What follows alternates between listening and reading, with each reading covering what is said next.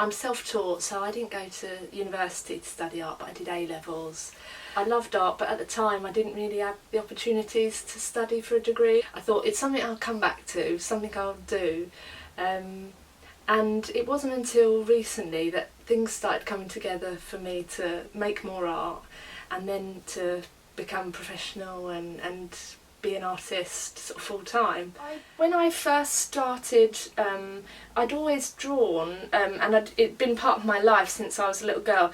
But when I was at school and a sort of more formal art education started coming in, we took a trip to the National Gallery, and it was like a bit of a game changer for me when I was younger.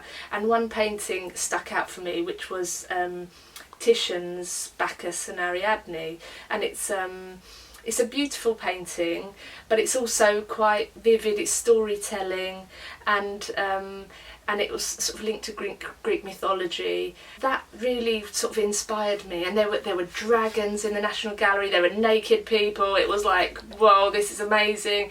And it was very accessible. And I think for me that whole experience, the masters were something that I really enjoyed when I was younger.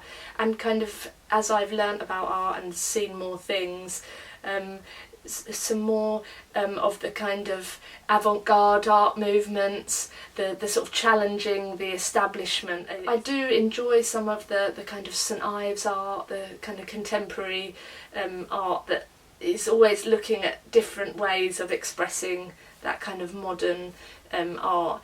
And I do particularly like Grayson Perry as well, which is quite different to my work, but I really like his approach. And I saw an exhibition at the First Sight for the House for Essex tapestries, and I thought they were amazing, and that everything about them was just so clever and interesting. And again, the breadth of how interesting art is and what it can do, and the funny lines it can walk between being kind of a bit of a pastiche but also you're part of that. A lot of my art is kind of wildlife and birds, and I've also got I enjoy sort of landscapes, and I sort of describe my work as wild, dark and inspired by nature, because that's definitely features that run through all of the stuff that I do. Some of the reasons that I started doing that work were to kind of get a bit more of an authentic view on wildlife. And I know some wildlife painting that we all grow up with is quite sweet and pretty, and I looked at animals and birds around me and thought, they're quite rough, they're survivors, they're rude, they're kind of morally dubious a lot of the time. Even the sweet little blue tits have got a sort of really weird lifestyle when you find out about them. And I thought I want it to be more real, really. And as well as that kind of aesthetic, I like the sort of survivor in animals, and when I like landscapes, I like the kind of rough, hard landscapes.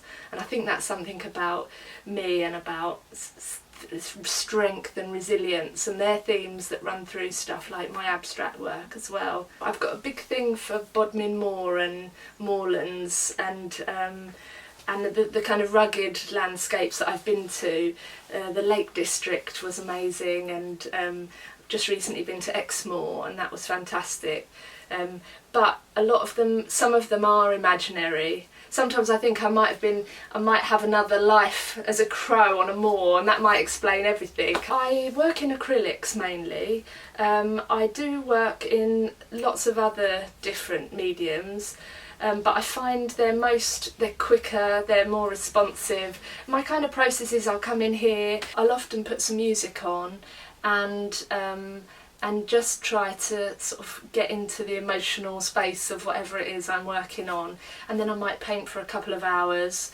I'll sit here at the desk, and I'll either be doing something purely from my mind, if you like, or I'll be using some reference or doing a bit of brainstorming about ideas. I find that first period of the day is my most productive and kind of the most real time. I'm sort of really interested in that at the moment, like trying to really capture the feelings I'm having in that moment, rather than sort of coming back and back to a painting and adding lots of different feelings.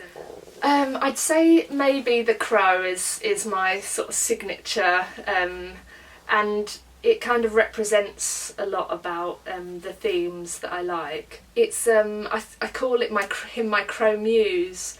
He used to sit on that fence and kind of shout at me and just make all kinds of aggressive actions, and it inspired me to sort of think, hold on a minute, this guy is not a sort of 2D dark character. He's like a person, an individual animal, and it's really exciting. My art I used to make was either really super detailed and like, for example, I did lots of portraits, and I did when I was a teenager I did a sort of self-portrait diary for a while, and they're kind of really kind of weird to look at now, but quite interesting.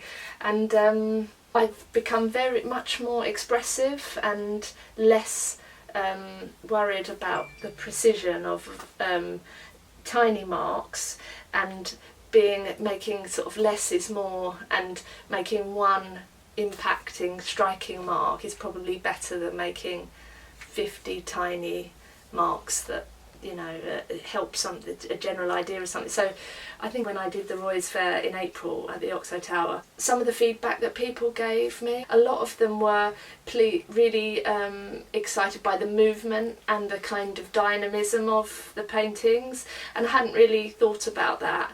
And on social media people often talk to me about the movement and the energy, and I'd really like to explore that and maybe look at bigger scale work, and try and really get some more of that impact, because that's quite exciting. So that's something I'd really like to work on. I did a lot of research before I went to Roy's. It's very hard as a new artist knowing how to set yourself up, where to promote your work, and what sort of organisations and societies and fairs you want to be part of.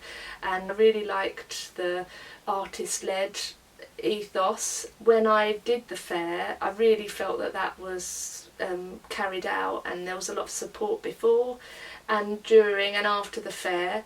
I'd sort of really prepared myself for going to the fair, and it was my first fair, so I was excited, and I had to do a lot of things from scratch, but I wasn't really prepared for that wonderful feeling of actually being in the fair, having artists all around you. They weren't the same, but they were all so different, but a lovely feeling of support and kind of a love of art. Really a wonderful experience, and I think an important part of my journey as an artist, sort of coming onto the scene and trying to see where I'm going. It's been fantastic.